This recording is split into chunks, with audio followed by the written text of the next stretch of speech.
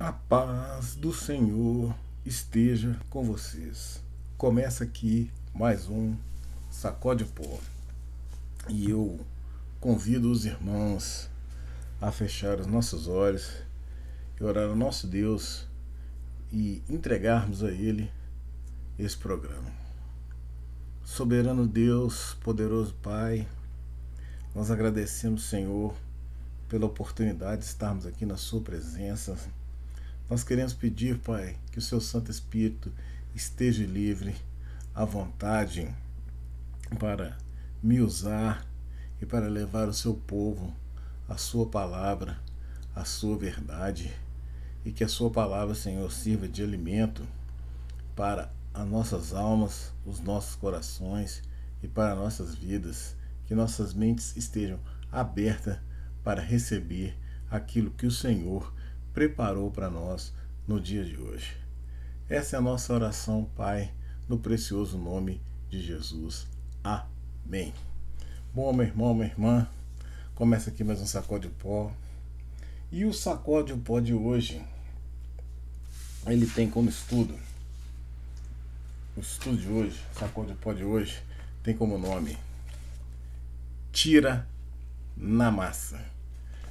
E o que vem a ser o tira na massa? Mas antes da gente trazer a palavra do nosso Deus, eu convido os irmãos a louvar a Deus comigo, um hino muito conhecido de todos, né? Porque para esse estudo, tira na massa, né? A gente precisa falar da grandeza do nosso Deus, né? Por isso eu escolhi esse louvor com grande Astur, para nós louvarmos ao nosso Deus nesse estudo de hoje. Então eu convido os irmãos a louvar a Deus comigo.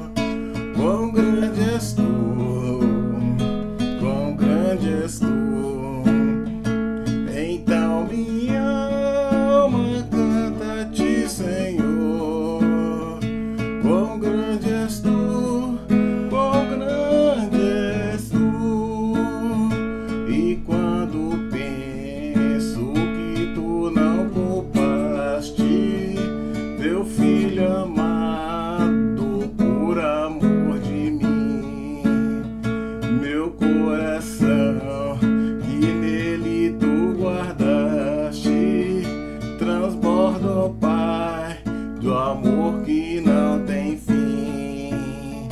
Então minha alma canta-te, Senhor, quão grande és tu, quão grande és tu. Então minha alma canta-te, Senhor, quão grande és tu, quão grande és tu. E quando Cristo amado meu voltando vier do céu o povo teu buscar, no lar eterno eu quero jubilando a tua santa face contemplar. Então minha alma canta-te, Senhor, quão grande és tu, quão grande és tu.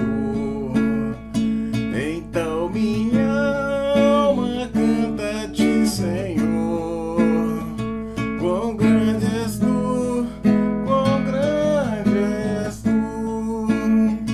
Então minha alma canta-te, Senhor, grandioso és tu, grandioso és tu.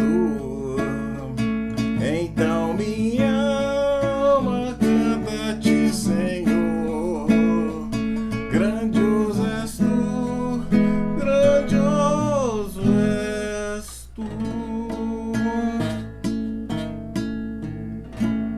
Louvado seja o nome do nosso Deus. Bom, meu irmão, minha irmã, como a gente ia dizendo, né, o Sacode o Pó de hoje é tira na massa. Então, o que venha a ser, né, o tira na massa. Que venha a ser o tira na massa. Bom,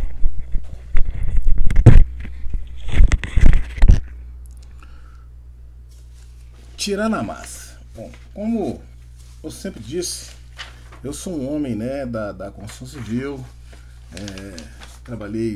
trabalho muitos anos na construção civil e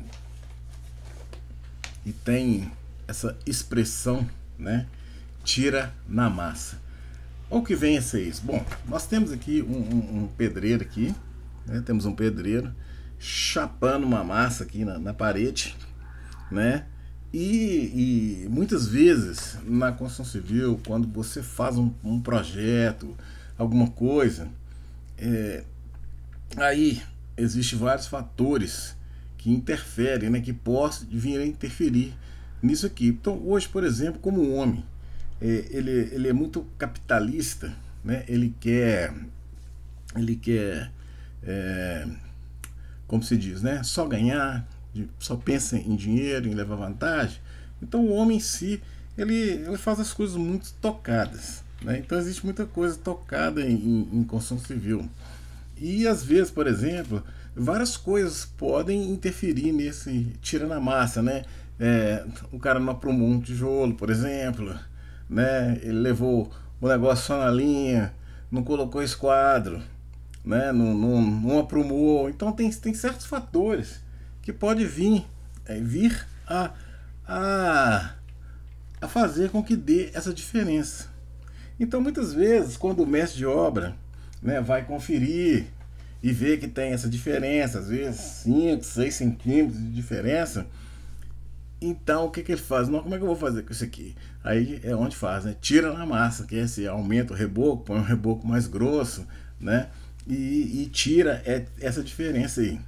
Mas eu queria falar, porque nós cantamos, né, nós louvamos ao Senhor, né, no quão grande és tu, né? O nosso Deus, ele é grandioso. E essa expressão, isso não exige, biblicamente falando, isso não existe, porque Deus não aceita esse tipo de coisa, né? Tira na massa. Por isso aqui embaixo veio esse desenho aqui, mecânico, Mas esse desenho mecânico aqui, ele é representação do que esse louvor que nós cantamos. Quão grande és tu. Por quê? Na mecânica, como a gente pode perceber aqui, se você constrói uma peça, qualquer coisa que seja, e tiver 1 milímetro de diferença, a peça não encaixa. Então a mecânica, ela não deixa isso acontecer, entendeu? Não existe. Você pode colocar a peça mais cara do mundo, mas se ela tiver 1 milímetro de diferença, o que vai acontecer? Ela não vai encaixar. E não tendo encaixe, você perde a peça, porque muitas vezes não tem como se recuperar aquilo ali. Então esse é o nosso Deus perfeito, e é dessa perfeição que eu quero falar hoje, porque o estudo hoje, ele é muito a filosofia, né? Ele vai fazer muito parte do nosso estudo de hoje, porque o que acontece, eu quero falar muito da verdade absoluta, né? Que hoje, nesse mundo complicado que a gente tem vivido hoje, então nós temos que falar muito dessa verdade absoluta, porque a filosofia, ela investiga e questiona a essência da natureza e do homem e dos fatos.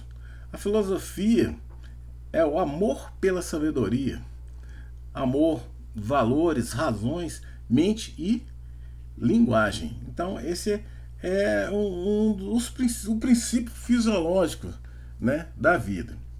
Então eu convido os irmãos a abrir comigo a palavra de Deus lá em Salmos capítulo 56, verso 8, diz assim a palavra do Senhor: Tu contas as minhas vagueações, põe as minhas lágrimas no teu odre.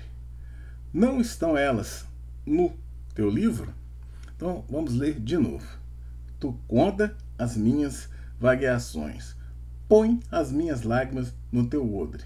Não estão elas no teu livro? Então, a lágrima, nós sabemos que a lágrima, ela é um mecanismo da natureza, né? A lágrima, ela representa muitas coisas. Então, por exemplo, a lágrima representa tristeza, alegria, sufoco, medo, né? A lágrima, ela traz uma representatividade muito grande. Então, por exemplo, seu filho passou na faculdade, formou, muitos pais choram, né? Passam no vestibular e muitos pais choram de alegria. Essa é uma lágrima de alegria. Tem aquela lágrima de tristeza, que a pessoa parte, né? E vai embora, não está mais nesse mundo. Então é uma lágrima de tristeza. Tem aquelas lágrimas, do fundo do coração. Então, é dessa lágrima eu quero falar, sabe? Aquilo que vem de dentro da gente aqui, ó, dentro, aquela emoção, aquilo tudo que você está passando, que você chora ali, que você está orando, que você se abre com Deus. Aí ele fala assim: essas lágrimas que você está chorando, essas lágrimas do coração, ele guarda dentro de um potinho, né? Ele fala do odre ali, mas é como se fosse esse potinho aqui, que ele vem e guarda todos e fala assim: eu vi a sua oração, eu vi a sua dor, eu vi o seu clamor. É esse grande Deus, né? Quão grande é o nosso Deus? Por quê? Porque Ele guarda as nossas emoções, Ele guarda os nossos sofrimentos, Ele guarda as nossas dores, Ele tem tudo guardado, Ele sabe tudo de mim e de você. Por isso Ele fala assim, ó: eu guardo as suas lágrimas, eu vi suas orações. Por isso que esse Deus, Ele é maravilhoso. Por isso que nós, eu, você, todo mundo, temos que ver Deus dessa forma que, abra comigo lá em Deuteronômio 6, verso 5, diz assim: amará, pois, o Senhor teu Deus de todo o teu coração, de toda a tua alma e de todas as suas forças. Então veja bem, nós temos que amar a Deus com todo o nosso coração, com toda a nossa alma e com toda a nossa força. Bom, como eu ia dizendo, o estudo hoje é um estudo trazido da filosofia, né? Porque a filosofia, ela traz para o homem, sim. Por exemplo, René Descartes, por exemplo, ele falou a seguinte frase: a única certeza é que duvido, E se duvido, eu penso. E se penso, eu logo existo. Então veja bem, um conceito filosófico, né? A única certeza é que duvido. E se duvido, eu penso. E se penso, logo existo. Então a nossa existência, né, ela tem a essência de Deus.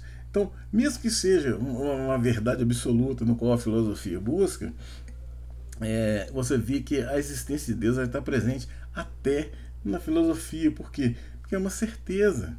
Né? Para você ter a certeza da sua existência, né, tem que ter uma razão, uma lógica. E essa lógica vem como? Vem de Deus. Né? Não existe esses processos evolutivos do que o homem foi gerado do macaco, que a vida veio de uma explosão. Essas coisas não existem. Existem uma verdade absoluta, uma lógica. Tanto que Shakespeare, ele fala assim, o conceito de Shakespeare, na filosofia, um dos conceitos dele é assim: há mais coisas entre o céu e a terra que pode imaginar a nossa vã filosofia. Então veja bem o que Shakespeare falou: há mais coisas entre o céu e a terra do que pode imaginar a nossa vã filosofia. Então o estudo de hoje, né, essa perfeição, esse Deus ali que nós representamos ali como um desenho mecânico, uma peça mecânica, que tudo precisa encaixar, que tudo tem que ser perfeito. Esse é o nosso Deus, é o Deus, né, do qual, né, a gente quer apresentar. E veja bem, esse Deus, ele anda meio desconhecido. Sabe, tem uma passagem na Bíblia, onde Paulo, né, estava ali andando em Atenas e ele vendo ali que Atenas é aquela cidade, é o país, né, onde se tem muita crença em vários deuses. Lá tem Deus para tudo. Tem Deus do sol, Deus da lua, Deus do amor, Deus da água, Deus da chuva. Tem Deus para tudo quanto é canto em Atenas. Mas existia um altar no qual eles chamavam assim, o Deus desconhecido. Então a gente vê que até os gregos necessitavam de um Deus. Por isso que tinha um Deus desconhecido. Eu acredito que muita gente ia naquele altar, porque os outros deuses não conseguiam suprir a necessidade deles. Então eles iam naquele altar. Penso que seria isso aí, porque senão aquele altar não estaria ali. Então eu convido os irmãos a abrir comigo a palavra de Deus lá em Atos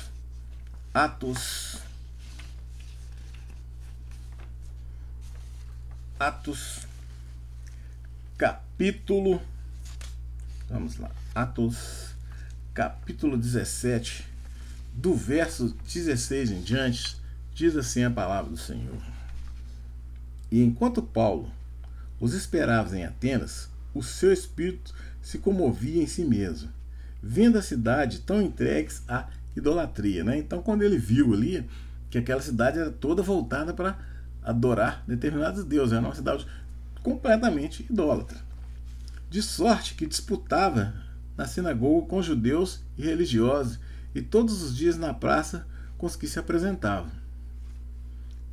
E alguns dos filósofos epicúreos e estoicos contendiam com ele e diziam: que quer dizer esse paroleiro? Quer dizer, eles perguntaram, o Paulo apresentava ali o evangelho, pregava Jesus, e eles ficaram assim, impressionados com as palavras dele, falaram assim: que pega esse cara aí, que quer dizer assim, paloreiro, esse tagarela, esse cara fala demais, o que esse cara está falando? Era mais ou menos isso que os filósofos estavam questionando Paulo ali. E outros parece que o pregador de deuses estranhos, porque ele anuncia Jesus e a ressurreição. Então Paulo estava pregando ali em Atenas ali Jesus, e eles não conheciam esse Deus. Por isso chamaram ele de tagarela. E esses filósofos aí, esses filósofos,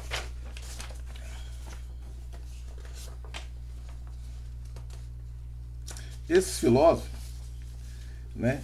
O epicurismo.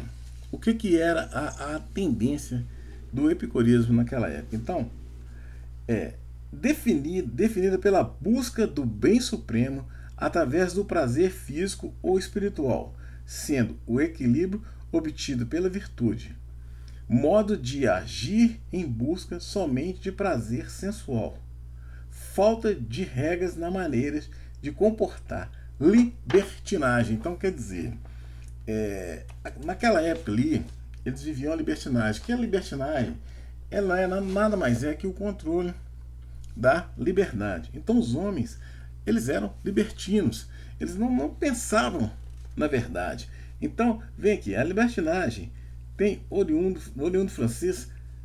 Libertinagem significa devassidão e é característica de alguém que vive uma vida de libertino. Muitas pessoas consideram a libertinagem a oposição da liberdade.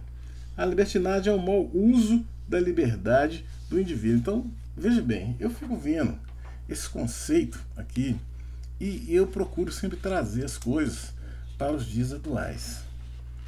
E será que você consegue enxergar isso como eu tenho visto? Porque veja bem, o que a gente mais vê hoje, principalmente na juventude, é exatamente isso, é a libertinagem. Os jovens acham que podem fazer qualquer coisa, que o mundo de hoje tudo é normal, tudo é possível, né? E que o emprego da moral, dos bons costumes, da dignidade foram jogados fora. Então eu vejo assim que o que Paulo viu ali naquele momento é o que a gente vê hoje. Então veja bem que o estoicismo, por exemplo,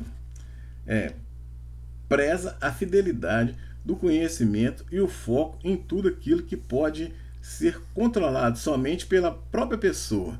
Despreza todos os tipos de sentimentos externos, como paixão e o desejo extremo. Então veja bem, todo mundo hoje, os que os jovens mais fazem são isso aqui, né? Eles acham que pode fazer o que quiser, perderam os valores, o valor da dignidade humana, aquilo que Deus fez, né? Que a relação entre um homem e uma mulher, uma coisa saudável, uma coisa bonita, se tornou uma libertinagem, se tornou uma coisa assim, o sexo ele se tornou tão nojento, tão sujo, que as pessoas perderam o valor do que é isso, sabe? E não estão nem aí.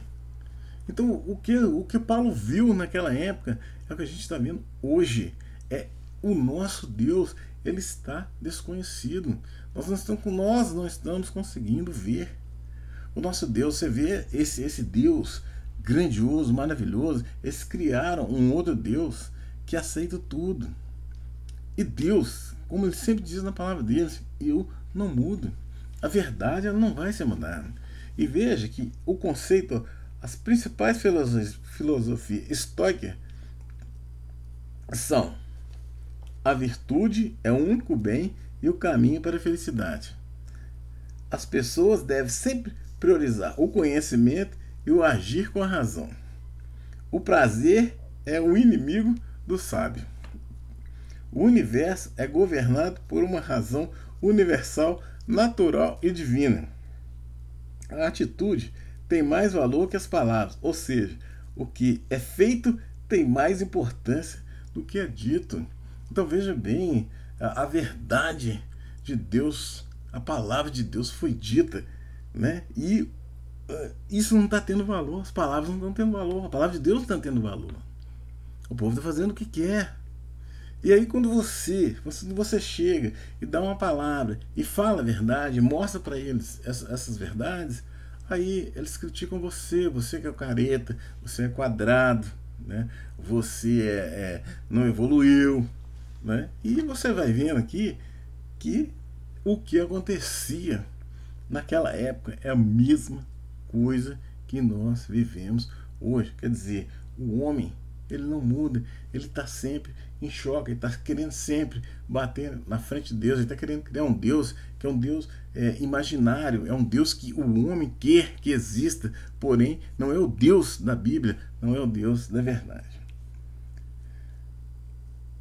Não deve perguntar por que algo aconteceu na sua vida, e sim aceitar, sem reclamar, focando apenas no que pode ser modificado e controlado naquela situação.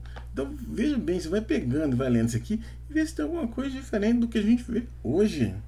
Agir de forma prudente e assumir a responsabilidade sobre seus atos. Todo o nosso redor acontece de acordo com uma lei de causa e efeito. Então, essas coisas, né, essas teorias filosóficas que vem trazendo para o homem aí, né, que fica buscando as coisas em vão.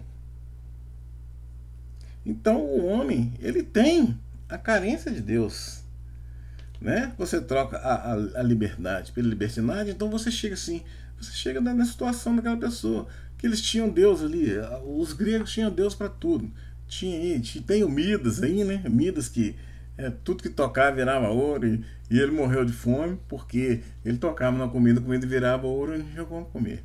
Então, quer dizer, era um cara que era de prosperidade, era um Deus de prosperidade, mas ele mesmo não conseguia, né? Era ele escravo da prosperidade dele, né? E tem a deusa da água, né? A deusa a deusa da água, Deus do sol, Deus do amor, tem Deus de tudo quanto é coisa. Mas vamos continuar aqui e vamos chegar lá onde Paulo chegou. Porque ele anunciava Jesus e a ressurreição. E tornando, o levaram ao Areópago. Areópago era uma reunião, né, de sábios, onde os sábios ali se reuniam, dizendo: poderemos nós saber que nova doutrina é essa que falas? Então eles começaram a questionar Paulo. Pô, peraí, nós temos todas as nossas doutrinas, temos todos os nossos deuses, aí você vem e contradiz tudo aquilo que a gente acredita. Então me fala, que doutrina que é essa? Aí, meu filho, Paulo sentou a lenha, não deu mole não. Veja pra você ver. Pois coisas estranhas nos trazem aos ouvidos, queremos, pois, saber o que vem a ser isto. Pois todos os atenienses e estrangeiros residentes de nenhuma outra coisa que se ocupam senão dizer e ouvir alguma novidade. E estando Paulo no meio do Areópago, disse: homens atenienses, e tudo vós que vejo tanto supersticiosos, porque, passando eu e vendo ao vosso santuário, achei um altar que estava escrito: ao Deus desconhecido. Então, veja bem, Deus desconhecido, ao Deus desconhecido. Aí eu pergunto a você hoje: será que o nosso Deus está desconhecido? Será? Será que o Deus da Bíblia é o Deus que está sendo pregado? Será que a verdade de Deus, as palavras de Deus, é aquilo que está sendo vivido? Será que a verdade de Deus é aquilo que o homem está acompanhando? Então vamos continuar a leitura aqui. Esse, pois, vos honrais, não conhecendo, é o que eu vos anuncio. Então, eu, aqui agora, junto com Paulo, quero anunciar esse Deus desconhecido para vocês também. Porque o nosso Deus, ele realmente está desconhecido. Ele está desconhecido dentro das nossas casas, ele está desconhecido dentro das nossas famílias. Os pais estão deixando os filhos fazer o que quiserem, né? Os filhos não estão respeitando o lar, que o lar é um lugar digno. E os lares estão sendo desrespeitados com a conivência dos pais. E isso é que é pior. Isso é que é pior. Ao Deus desconhecido. Esse, pois, vos honrais, não conhecendo, é o que vos anuncio: o Deus que fez o mundo e tudo que nele há, sendo o Senhor do céu, da terra, não habita em templos feitos por mãos de homens, nem tampouco é servido por mãos de homens, com que, necessitando de algumas coisas, pois ele mesmo é quem dá a todos a vida e a respiração e todas as coisas. Então veja bem, quem é o nosso Deus? É quem dá a todos a vida e a respiração e todas as coisas. E de um só sangue fez toda geração de homens para habitar sobre toda a face da terra, determinando os tempos já dantes ordenados e os limites da sua habitação, para que buscassem ao Senhor, se porventura tateando o pudessem achar, ainda que não estando longe de cada um de nós. Porque nele vivemos, nos movemos e existimos, como também alguns de vós poetas disseram, pois somos também a sua geração. Sendo nós, pois, geração de Deus, não havemos de cuidar o que a divindade seja semelhante ao ouro, ou à prata, ou à pedra, esculpida por artifício e imaginação de homens. Mas Deus não tem conta dos tempos da ignorância. Anuncia agora a todos os homens e a todo lugar que se arrependam. Então veja bem, nós temos que voltar e nos arrependermos. Porque muitas vezes as pessoas, infelizmente, muitas vezes hoje, a pessoa está igualzinho os atenienses. Eles estão vivendo exatamente pela ignorância. E muitas vezes, realmente, Deus não foi apresentado para eles. O Deus da Bíblia não foi apresentado para eles. Foi apresentado um Deus aí que desconhecido, um Deus que aceita tudo, que pode tudo, o Deus do século XXI, que o mundo mudou, que você pode fazer qualquer coisa, que a libertinagem é um Deus libertino, que você pode todas as coisas. Isso é o que foi criado. Mas Deus não leva em tempo a ignorância, se realmente você foi pela ignorância. Porquanto, determinando um dia que a justiça há de julgar o mundo por meio do homem que destinou e disse, deu certezas a todos ressuscitando dentre os mortos. E como ouviram falar da ressurreição dos mortos, uns escarneciam e outros diziam acerca disso que te ouviremos outra vez. E assim Paulo saiu do meio deles. Todavia, chegando alguns homens a ele, creram, entre os quais foi Dionísio, o Areopagita. Veja bem, um sábio, creu nas palavras de Paulo, creu na verdade Senhor. Uma mulher por nome de Damares e com eles outros. Então veja bem,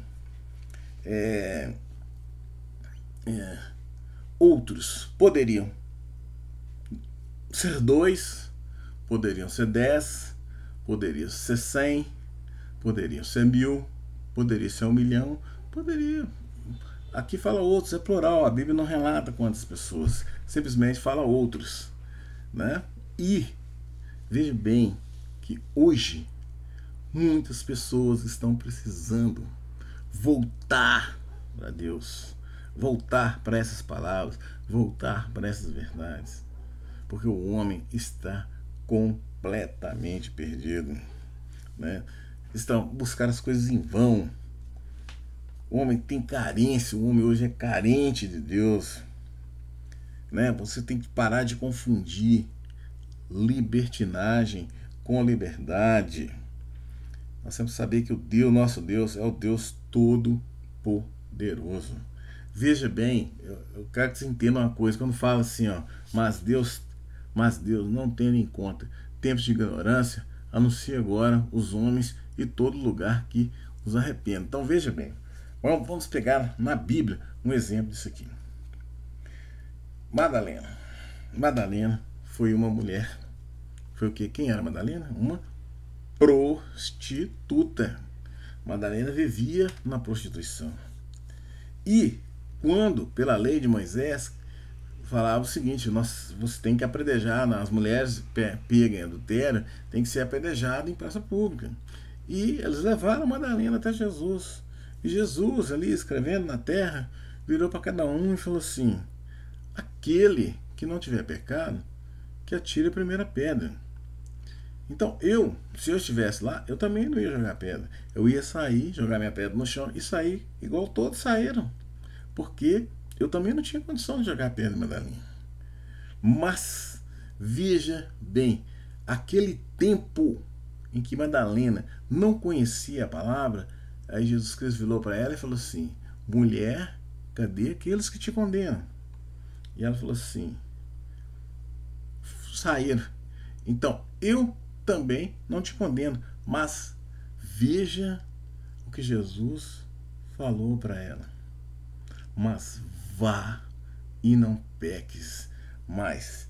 Aí Madalena, depois disso aí, ela pegou esse versículo, o primeiro versículo que nós lemos lá de Deuteronômio 6. Amarás seu Deus com toda a sua força, com todo entendimento, com toda a sua alma. Ela simplesmente fez jus a esse versículo e viveu isso aí, viveu isso. Ela trouxe isso para a vida dela e a partir dali, Madalena foi uma mulher invejável. E outra, se você morrer e for para o céu, você vai encontrar com Madalena lá. Por quê? Porque ela viveu, ela foi sim uma prostituta até quando ela era ignorante e não conhecia a verdade de Deus. A partir do momento que ela teve um encontro com Deus, aí ela passou a amar a Deus de todas as formas, de todas as forças, de todo o seu conhecimento, e dali para frente ela foi uma mulher invejável. Abra comigo a palavra de Deus lá em Provérbios 19, 21, que diz assim a palavra do Senhor: muitos propósitos há no coração do homem, porém o conselho do Senhor permanecerá. Então é a palavra de Deus, é a palavra de Deus que tem que estar lá mantido na nossa alma, no nosso coração. É ela que tem que nos dar força, é ela que tem que nos guiar, é dela que tem que fazer de nós o motivo de viver. E isso a gente tem jogado um pouquinho por terra, né? Por quê? Porque Deus deixou de ser a nossa esperança, né? Por quê? Porque a gente está jogando fora, a gente está vivendo a libertinagem e a verdade a gente está jogando fora. E eu pergunto, onde é que está a nossa esperança? E eu convido os irmãos a abrir comigo a palavra de Deus lá em Jó, capítulo 13, no verso 15, diz assim: ainda que ele me mate, nele esperarei, contudo os meus caminhos defenderei diante dele. Também ele será a minha salvação, porém a hipócrita não virá perante ele. Ouvi com atenção as minhas palavras, e com vossos ouvidos a minha declaração. E eis que já tenho ordenado a minha causa, e sei que serei achado justo. Então veja bem, meu irmão, veja bem, a nossa esperança tem que estar em Deus. Ainda que ele nos mate, a nossa esperança tem que estar nele. Porque isso é a única certeza, é a salvação, é ali que nós temos que estar firme e forte. Mas como nós estamos trocando a glória de Deus, né? A gente está deixando essas coisas, esse Deus desconhecido, tomar conta da gente. Esse Deus aí, não o Deus que Paulo estava apresentando, mas realmente um Deus desconhecido, que a gente não conhece. Porque esse Deus que aceita tudo, que salva tudo, que todo mundo que morre vai para o céu, esse Deus, ele não existe. Foi uma fantasia que foi criada, uma estratégia de Satanás, que Deus perdoa tudo. Então todo mundo vem com essa ilusão, mas esse não é o Deus, porque desde o início a gente fala, Deus é amor, mas Deus também é justiça, é na mesma proporção. Ele não vai mudar, nem por mim e nem por você. E abra comigo, né? Trocando a glória de Deus, abra comigo lá em Jeremias 2, capítulo, a partir do Jeremias 2, a partir do versículo 11, diz assim: houve alguma nação que trocasse os seus deuses, ainda que não fossem deuses. Então, foi o que nós acabamos de falar aqui. Houve alguma nação que trocasse os seus deuses, ainda que não fosse Deus. Todavia, o meu povo trocou a sua glória por aquilo que é de nenhum proveito. Espantai-vos disto, os céus, e honrosai-vos, e ficai verdadeiramente desolados, diz o Senhor, porque o meu povo fez duas maldades. A mim me deixaram o manancial das águas e cavaram cisternas, rotas que não retêm águas. Veja bem, meu Deus, veja bem o que é você afastar da glória de Deus, o que é você trocar a glória de Deus, né? Imagina você, uma cisterna que não tem água, você cava o buraco, cava, e vai só afundando, e não acha nada. E quando você olha, você tem que voltar, que você olha para cima assim e fala: meu Deus, e agora? E agora? É exatamente isso que a palavra fala. Busque a Deus enquanto é tempo. Mude essa rotina, mude essa verdade enquanto é tempo. Busque o Deus verdadeiro. Não ame esse Deus desconhecido, esse Deus que não existe. E lá em Miqueias 6,3 diz assim: ó povo meu, que tenho feito. Então Deus pergunta: ó povo meu, que tenho feito, e com que te enfadei? Testifica contra mim.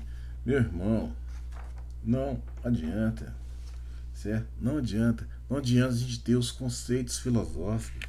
Não adianta, porque a própria filosofia, ela fala para você assim, ó: há mais coisas entre o céu e a terra do que pode imaginar a nossa vã filosofia. A verdade absoluta, ela é muito mais, nem os filólogos conseguem falar para você o que é a verdade absoluta, mas Paulo falou para nós o que é a verdade absoluta. A verdade absoluta era amar a Deus sobre todas as coisas, com toda a nossa força, com todo o nosso coração, com toda a nossa alma. Isso é verdade absoluta. É saber que existe um Deus todo-poderoso, um Deus que traz a verdade, que a palavra dele é a verdade, que ele ensinou para a gente a maneira de viver, né, as coisas certas de seguir. É lógico que nós somos pecadores, todos nós somos pecadores, mas nós temos a condição de mudar, certo? A mudança depende de mim e de você querer mudar, certo? E nós podemos fazer sim a diferença. O mundo tem que ser diferente, porque nós estamos caminhando, estamos jogando a nossa família, os nossos filhos, os nossos amigos, o nosso povo. Nós está indo todo mundo pro buraco, aquela cisterna que você cava e não chega em lugar algum. E lá veja bem que, olha o conceito filosófico, vou ler o conceito filosófico de novo: há mais coisas entre o céu e a terra do que pode imaginar a nossa vã filosofia. Agora, olha o que Deus fala. Colossenses 2, 8, 10 diz assim a palavra do Senhor: tende cuidado para que ninguém vos faça presa sua por meio de filosofias e vãs sutilezas, segundo a tradição dos homens, segundo os rudimentos do mundo, e não segundo a Cristo. Porque nele habita corporalmente toda a plenitude da divindade, e estáis perfeitos nele, que é a cabeça de todo o principado e potestade. Veja bem, é Deus, é claro, tendo cuidado para que ninguém vos faça presa sua por meio de filosofias e sutilezas. Então, tira esses conceitos filosóficos, tira essas coisas bobas, tira, já sabe, essas frases que a gente recebe todo dia, de bom dia, de boa noite, de boa tarde, sabe? A gente recebe tanta filosofia, tantas frases bonitas, tantas coisas que, se você pega, mas meu irmão, a nossa confiança, a nossa certeza, ela tem que estar em Deus. Se você quer uma palavra bonita, pega a Bíblia, ali tem tudo que eu preciso, tudo que você precisa tem ali, e você não lê. Mas essas bobagens você lê todos os dias, e o pior é que, além de ler, você repassa, porque você acha bonitinho e passa para todo mundo, sabe? E muitas vezes uma coisa pode servir, às vezes é um ditado que diz que o que é bom para ti não é bom para mim, mas vai todo mundo empurrando, e mandando, e vai, e esse Deus desconhecido, vai crescendo, porque ele tem crescido muito. Esse Deus desconhecido, ele tem crescido muito. E o verdadeiro Deus está sendo esquecido. Lá em Isaías 55:7 diz assim a palavra do Senhor: deixe o ímpio o seu caminho e o homem maligno os seus pensamentos, e se converta ao Senhor, que se compadece dele. Torne para o nosso Deus, porque é grandioso em perdoar. É dele, é esse Deus grandioso, esse que nós cantamos e cravamos ali: quão grande és tu, quão grande és tu. Esse é o Deus que nós temos que buscar. Esse é o Deus, irmão, aquele que nós temos que amar de todo o nosso coração, de toda a nossa alma e de todas as nossas forças. É Ele, é aquele grandioso que nós temos que buscar. E eu convido os irmãos, porque você fala, onde encontrar Deus? Você encontra Deus em qualquer lugar, na paisagem, no mar, no furacão, nas planícies, na escuridão, em todos os lugares. Deus está em todos os lugares. Tá? Basta você estar com o seu coração aberto para recebê-lo. Basta você ter humildade de recebê-lo, de ajoelhar, de dobrar o seu joelho e falar: Senhor, eu sou um pecador. É igual aquela oração do publicano que batia no peito e falava: ó Senhor, Senhor, tem misericórdia de mim porque eu sou um pecador. Sabe? E a palavra de Deus, ela está perdida, porque a gente dando valores a esse Deus desconhecido, a palavra de Deus estava perdida. Então eu convido os irmãos a abrir comigo a palavra de Deus lá em 2 Reis 22, do verso 8 em diante, diz assim: então disse o sumo sacerdote Euquias ao escrivão Safá: achei o livro da lei na casa do Senhor. E Euquias deu o livro a Safá e ele o leu. Então veja bem, achei o livro da lei na casa do Senhor. Então, muitos de nós, desculpe a palavra, eu não tenho outra, eu sou capaz de apostar que todos que estão me ouvindo têm uma Bíblia dentro de casa. Todos. Mas você lê a Bíblia, você segue a palavra de Deus, você segue aquilo que está escrito ali. É exatamente o que está falando aqui. Achei o livro da lei na casa do Senhor. Então o escrivão Safã veio a ter com o rei e, dando-lhe conta, disse: teus servos ajuntaram o dinheiro que se achou na casa e o entregaram na mão dos que têm cargo da obra, que estão encarregados na casa do Senhor. Também Safá, o escrivão, fez saber ao rei, dizendo: o sacerdote Euquias me deu um livro. E Safã o leu diante do rei. Sucedeu-se, pois, que, ouvindo o rei as palavras do livro da lei, rasgou as suas vestes. Veja bem, quando você ouve a verdade, quando o seu coração é rasgado, quando a palavra de Deus entra dentro de você, não tem jeito, meu irmão. Aí você só tem uma solução: é dobrar seu joelho, é pôr a cara no chão, é pedir perdão, sabe? É pano de saco, é jejum e oração. E o rei mandou Euquias, sacerdote, ancião, filho de Safá, Aquibor, filho de Micaias, e Safá, o escrivão, e Asaías, e o servo do rei, dizendo: ide e consultai o Senhor por mim, pelo povo de todo Judá, acerca das palavras deste livro que se achou. Porque grande é o furor do Senhor que se acendeu contra nós. Então, o furor do Senhor está acendendo contra nós hoje, irmão. Está acendendo contra nós hoje porque a palavra de Deus está sendo jogada por terra. Ninguém está respeitando a palavra de Deus, ninguém está respeitando a Bíblia. Está todo mundo, não está nem aí. E sabe, essas verdades, essas vertentes, essas coisas que tentam passar para a gente, elas não existem. Essas coisas simplesmente nos levarão para o buraco. Para o buraco. Por quê? Porquanto os nossos pais não deram ouvido às palavras desse livro para fazerem conforme tudo quanto acerca de nós está escrito. Então veja bem, Ele fala assim, os nossos pais, hoje, os pais são coniventes com os erros dos filhos. Os pais que tinham que ser os pregadores, que tinham que direcionar os filhos para a palavra de Deus, são os primeiros a não fazer. São os primeiros a ocultar, são os primeiros a não falar. E aí vai para esse Deus desconhecido, que perdoa tudo, que morreu, vai para o céu, e está tudo perdoado, e o inferno não existe, e por aí vai, Satanás deita e rola em cima disso aí. Então, não deixe a palavra estar perdida dentro da sua casa.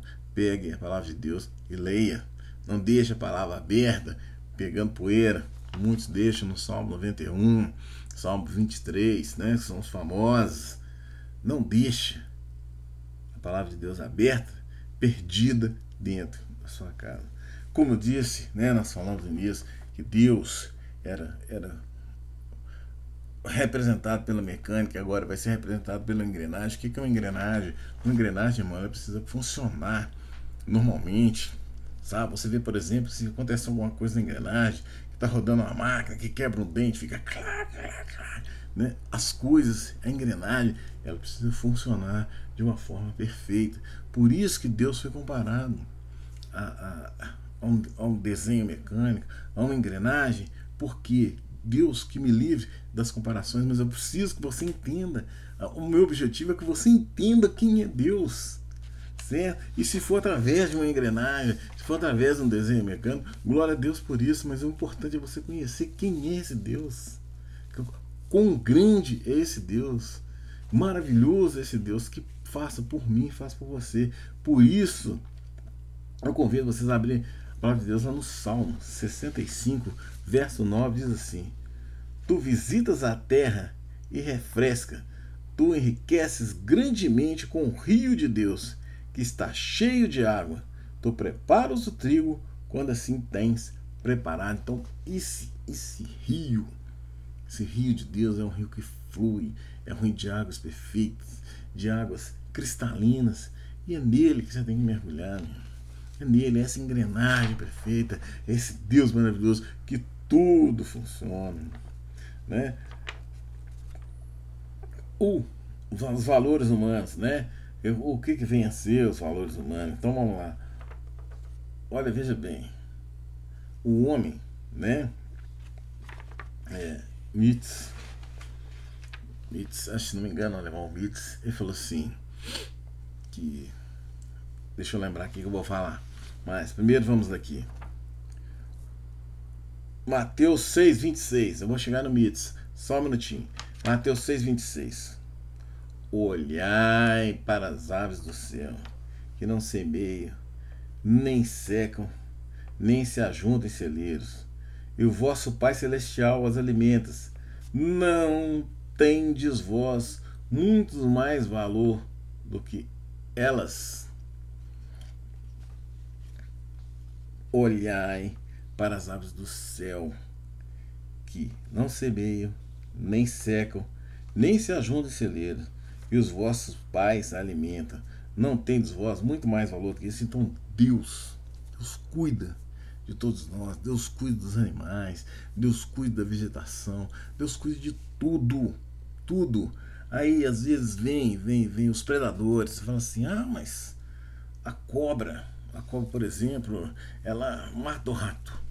Não, os animais, eles matam para se alimentar, é a lei da natureza, né? É a selva, eles se alimentam, é a função de um animal comer o outro, é para o ecossistema, né? Então, por exemplo, uma cobra, ela vai alimentar ali, ela come um rato, um coelho, mas depois que ela alimentou ali, pode passar 20 coelhos, 500 ratos na frente dela, que não vai fazer diferença nenhuma, ela não vai matar nenhum.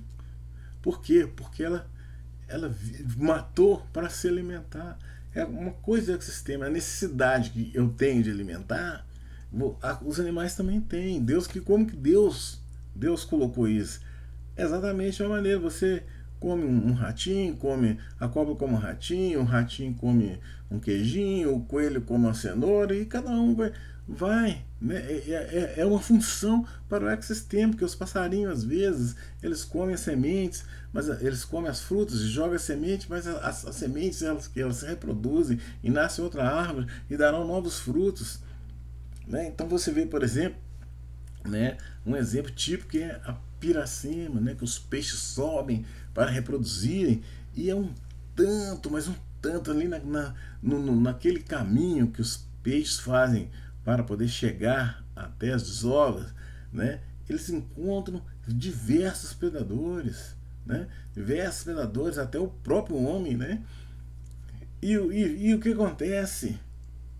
Os passarinhos vão lá, mas eles comem, eles só pegam o que comem. O resto vai ficar lá e tem a desova e nasce essa imensidão de peixes que nos alimentam e que os rios ficam lotados e que servirão de alimentos para outros animais. Essa é a natureza, é esse Deus que cuida de cada um. Entendeu? Então ele olha para as aves do céu, que não semeiam, nem cegam, nem se ajuntam em celeiros, e o vosso Pai Celestial os alimenta. Não tem de vós muito valor que é todos nós temos muito mais valor para Deus. Muito mais valor para Deus que todas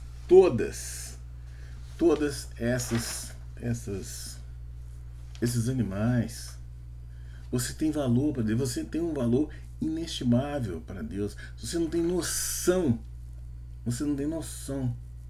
do valor que Deus tem por mim e por você, mas você tem que buscá-lo em espírito de verdade, porque Deus faz para você, mas primeiro a decisão é sua. Você tem que buscar, você tem que aceitá-lo em espírito e em verdade, porque se você não fizer isso, né, se você não for essa pessoa que ama a Deus, amarás, traga Deuteronômio 6,5 para sua vida. Amarás, pois, o Senhor teu Deus de todo o teu coração, de toda a tua alma, de toda a sua força, e todas as outras coisas ele acrescenta na sua vida, irmão. Na sua vida, para de amar esse Deus desconhecido. Mas sabe por quê? Porque Nietzsche, um filósofo alemão, ele falou assim: nada aprisiona mais o homem do que as ideias que foram colocadas na cabeça dele. Então veja bem, toda essa bagunça, todas essas coisas horríveis, tudo isso que está acontecendo no mundo, dentro da sua casa, na juventude, nos nossos filhos, certo? É colocado na nossa cabeça que isso é normal, que nós vivemos dentro da normalidade, que o mundo mudou, que é o século XXI. Né? Eu vejo essas coisas assim, eu vejo Paulo, quando Paulo falou lá por Deus desconhecido, eu consigo ver da seguinte forma, né?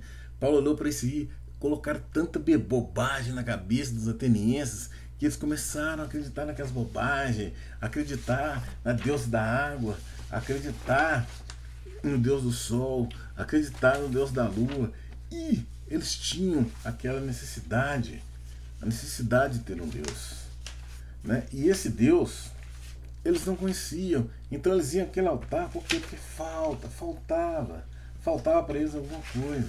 E o que faltava para eles? Faltava Deus, faltava o Deus. Sabe o que faltava para eles?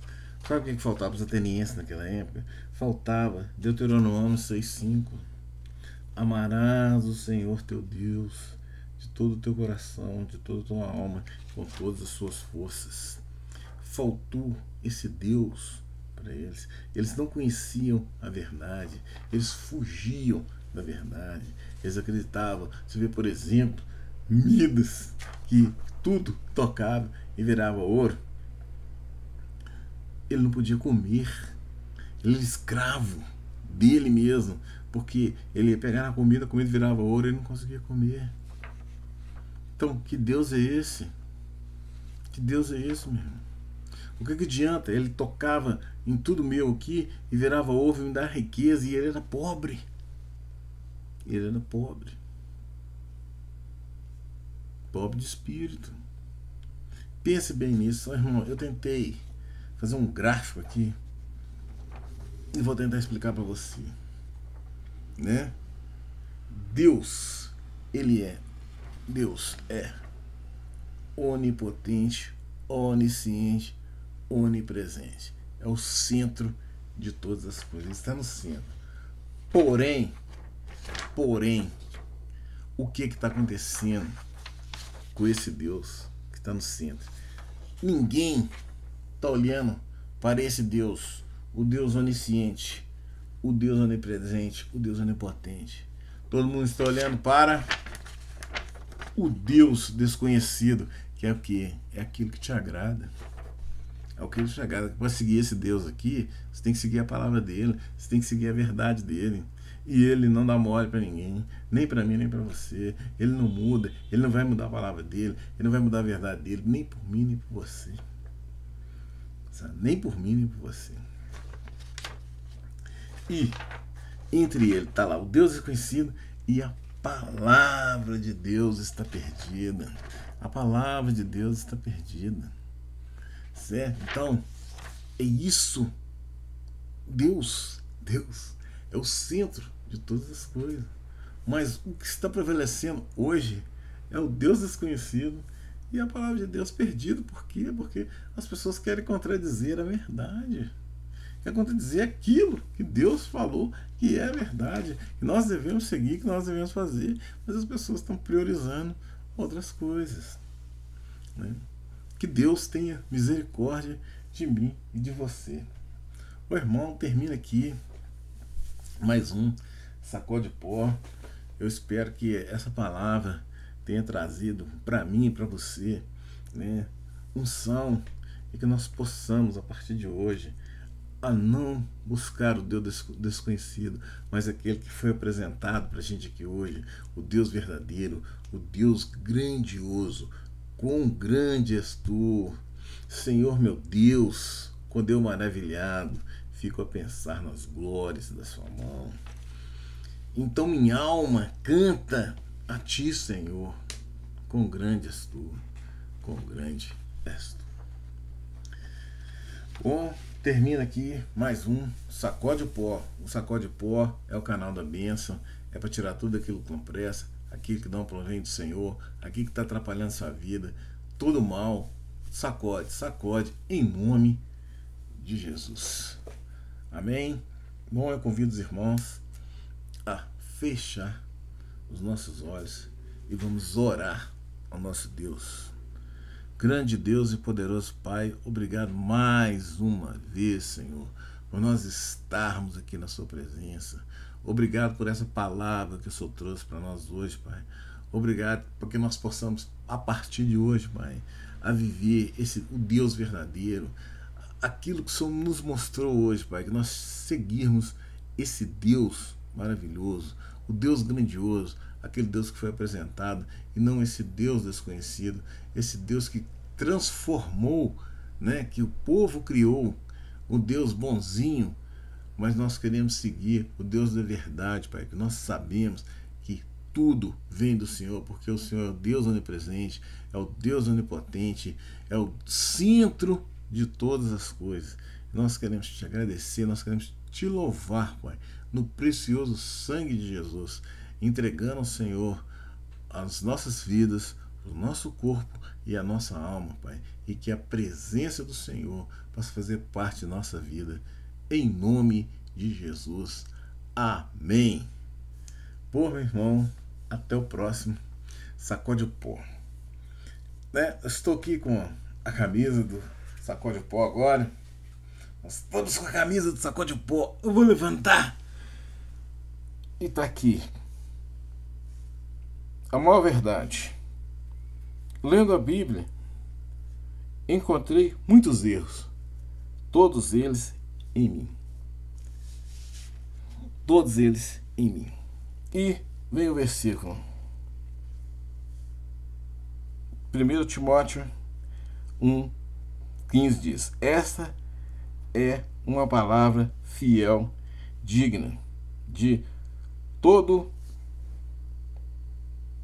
atenção, que Cristo Jesus veio ao mundo para salvar os pecadores, dos quais eu sou o principal. Eu sou o principal. Dos pecadores, eu sou o maior.